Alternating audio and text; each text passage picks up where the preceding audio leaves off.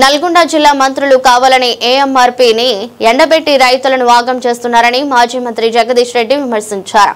రైతులకు వద్దకు పోదాం, పానగల్ ఉదయ సముద్రం కట్ట మీద చర్చ పెడదాం, కేసీఆర్ అండగా నీళ్లు ఎలా వచ్చాయో ఇప్పుడు ఎందుకు రావడం లేదో తెలుసుదాం.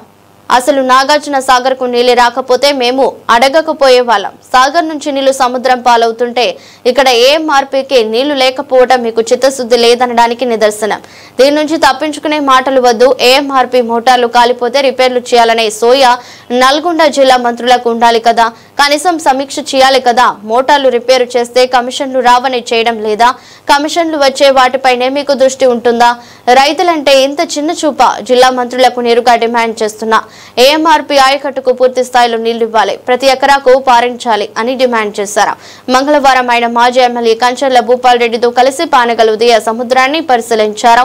1.5 టీఎంసీల సామర్థ్యం నీటితో కలకలలాడాల్సిన ఉదయం సముద్రం 0.7 టీఎంసీల నీరు మాత్రమే ఉండటంతో ఆవేదన వ్యక్తం చేశారు. సాగర్ నుంచి వృధాగా నీళ్లు సముద్రంలో కలుస్తుంటే ఏఎంఆర్పీ ఆయకట్టులో వేలాది ఎకరాలు నీళ్లు లేక బీడు భూములుగా మారినట్టు ఆందోళన చెందారు. అనంతరం ఆయన మీడియాతో మాట్లాడుతూ జిల్లా మంత్రులకు రైతుల పట్ల ఏమాత్రం సోయలేదని విమర్శించారు. వీరి ధ్యాసంతా దందాలు, కమిషన్లపై దుయ్యబట్టారు. క్షుద్ర పూజలు ఉన్నాయని చెప్పడం, ప్రజలను నమ్మించే పని చేసిన కోమటిరెడ్డి వెంకటరెడ్డికి మంత్రి పదవిలో కొనసాగే అర్హత కూడా లేదని జగదీష్ రెడ్డి అన్నారు. ప్రజల్లో అపోహలు సృష్టించే వారు ఉండాల్సింది జైల్లో తప్ప మంత్రివర్గంలో కాదన్నారు. ఆయన మంత్రివర్గం నుంచి బర్తరఫ్ చేయాలని సీఎం రేవంత్ రెడ్డి డిమాండ్ చేశారు. సమావేశంలో ఎమ్మెల్సీ ఎంసీ కోటిరెడ్డి తదితరులు పాల్గొన్నారు. వాస్తవానికి క్షుద్ర పూజల్ని నమ్మినా ఆచరించినా అవి ఉన్నాయి అని చెప్పి ప్రచారం చేసినా అది నేరం. ఒక మంత్రి స్థాయిలో ఉండి క్షుద్ర పూజలు ఉన్నాయని చెప్పడం, ప్రజల్ని నమ్మించే పని చేసిన కోమటిరెడ్డి వెంకటరెడ్డి కూడా నేరస్తుడే. ఆయన పైన చట్టరీత్యా చర్యలు తీసుకోవాలి. ఆయనకు మంత్రివర్గంలో ఉండే అర్హత కూడా లేదు. ఇటువంటి క్షుద్ర పూజల్ని నమ్మేవాళ్ళు, ప్రచారం చేసేవాళ్ళు, ప్రజల్లో అపోహలు కల్పించే వాళ్లకు తప్పకుండా వీళ్ళు ఉండాల్సింది జైల్లో తప్ప మంత్రివర్గంలో కాదు.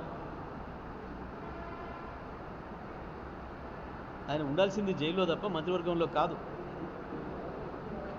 మీ ఇంట్లో కూడా ఆచరించడానికి లేదు క్షుద్ర పూజల్ని. ఎవరింట్లో వాళ్ళు కూడా ఆచరించడానికి వీలు లేదు.